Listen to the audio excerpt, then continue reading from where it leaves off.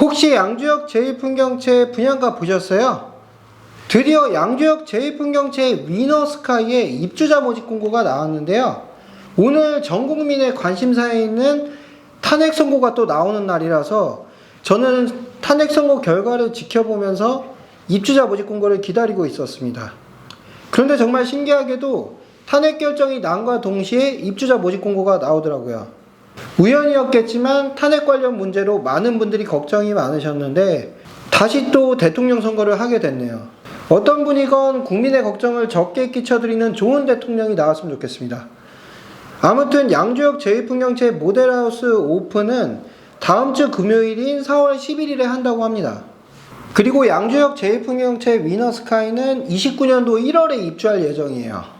입주까지 무려 4년 가까이 남았는데 이렇게 입주 기간이 긴 거는 제1풍경채 위너스카이가 40층까지 주상 복합으로 짓기 때문이고요. 여기 계약 조건은 계약금 5%에 중도금 무이자고요. 전매 제한이 6개월이 적용되는 단지입니다. 제가 요즘에 양주역 제1풍경채 관련해서 계속해서 컨텐츠를 만들어서 올려드리고 있는데요. 사실은 제가 다른 영상보다는 상대적으로 조회수가 별로 안 나오긴 하거든요. 그런데도 제가 계속 올리는 이유는 부동산 MGM도 있기는 하지만 손님분들께 추천해드릴 만한 좋은 단지라는 확신이 들었기 때문이에요. 그런데 요즘에 많은 분들이 양주역 제1풍경채를 분양받는 게 나은지 아니면 분양가 상한제 적용을 받는 대강 로제비앙을 분양받을지에 대해서 많이들 고민하고 계신 것 같아요. 이거 왠지 예전에 양주역 푸르지오 센터파크와 함께 합리적인 분양가로 경쟁하려던 덕계역 한신더유가 생각이 나는데요. 이번에도 구도는 좀 비슷합니다.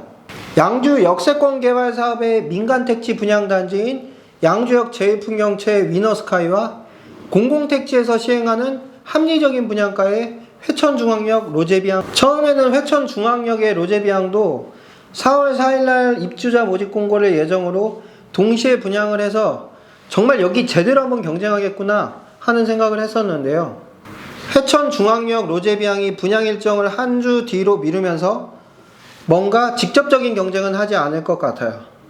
아무래도 같은 지역 내에서 분양을 하기도 하고 또 이 지역 내에서 분양을 하는데 양주역 풍경채하고 로제비앙이 같은 날에 공고를 내고 경쟁하는 건 아무래도 양쪽 다 부담스러웠을 거라고 생각이 됩니다. 그래서 어쨌건 로제비앙은 한 주 정도 일정을 뒤로 미뤘어요. 이렇게 되면 양주역 풍경채의 청약이 4월 셋째 주가 되고 회천 중앙역 로제비앙 3차의 청약이 4월 넷째 주가 되게 됩니다. 중복 청약은 가능한데요. 그렇다고 막 넣지는 마세요. 제가 그 이유에 대해서는 지난번 청약 내용 설명 영상에서 말씀을 드렸으니까 궁금하신 분들은 그 영상을 참고해 주시고요.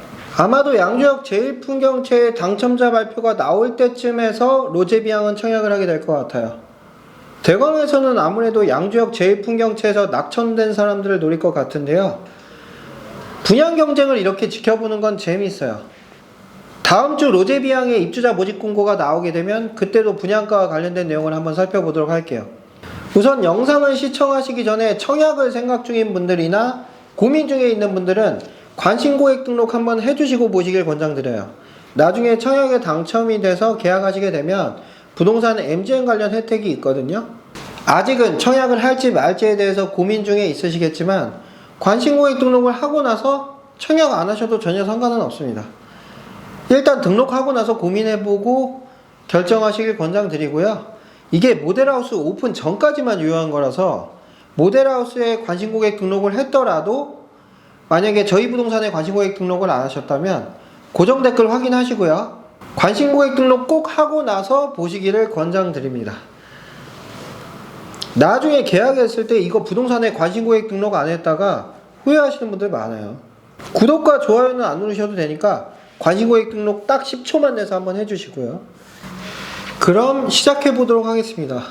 오늘은 양주역 제1풍경채 위너스카이의 분양가와 관련된 내용이고요. 그럼 모집 공고상 분양가를 한번 살펴볼게요. 타입은 3개의 타입으로 나오게 되고요. 우선 70 타입은 아파트로 치면 28평 정도가 된다고 볼 수 있어요.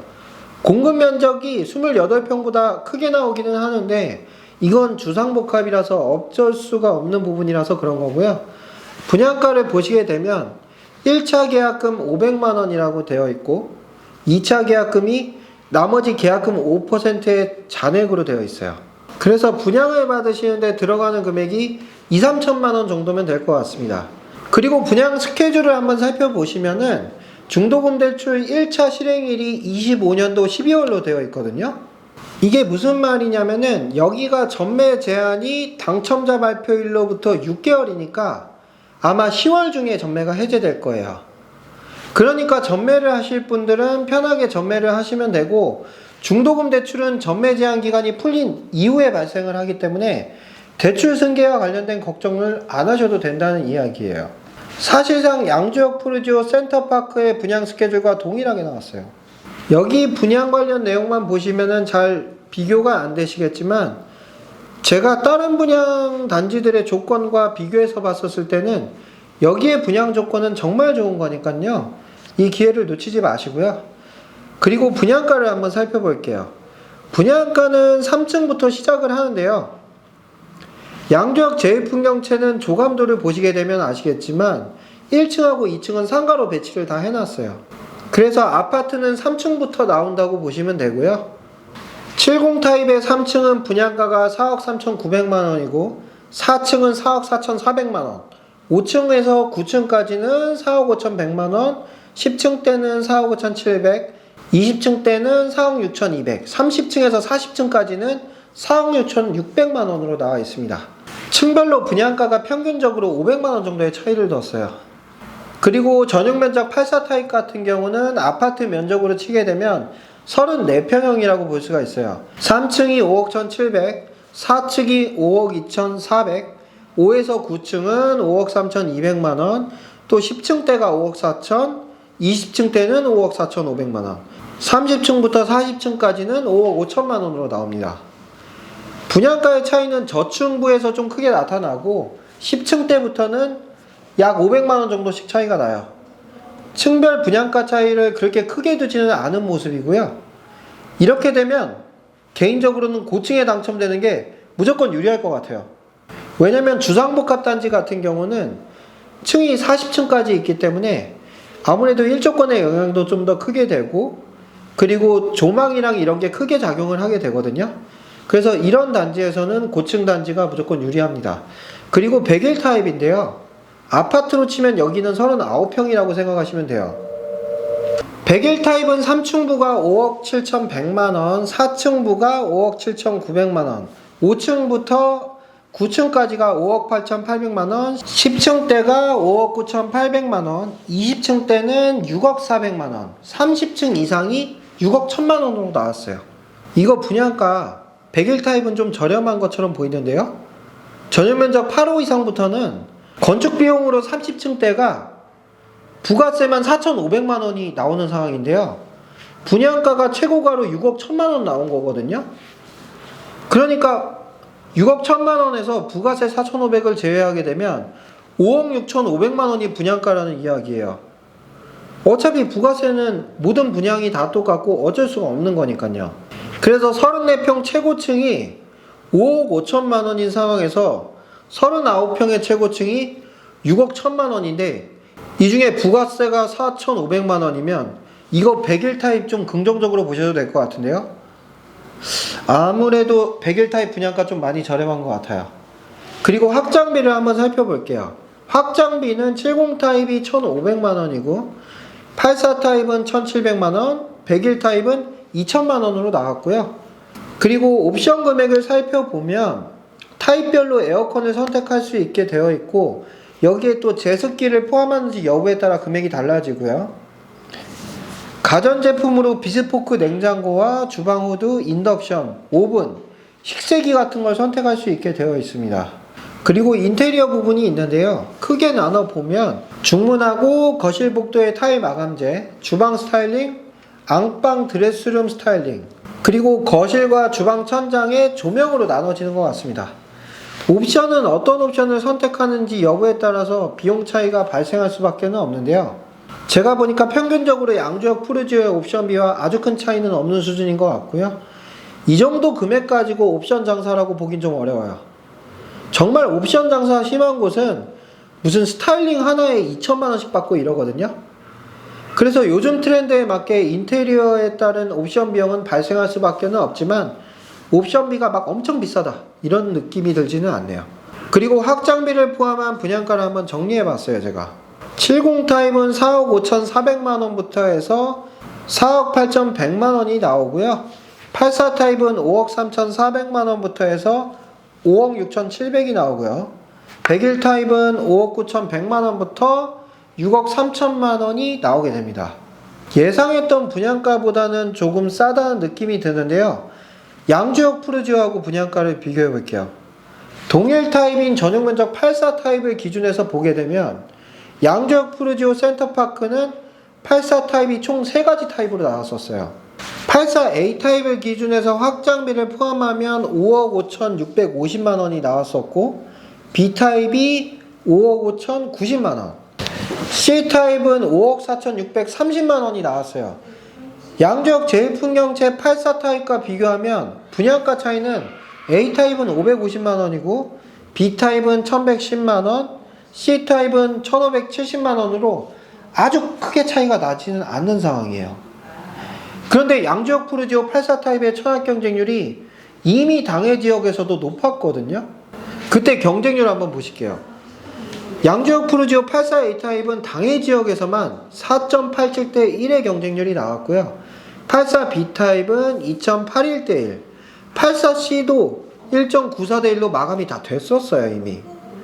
그런데 비슷한 분양가로 나왔다는 게 여기가 분양가 상한제가 미적용 단지라고 해서 무조건 비싸게만 나온다고 보기는 어렵다는 생각이 들고요.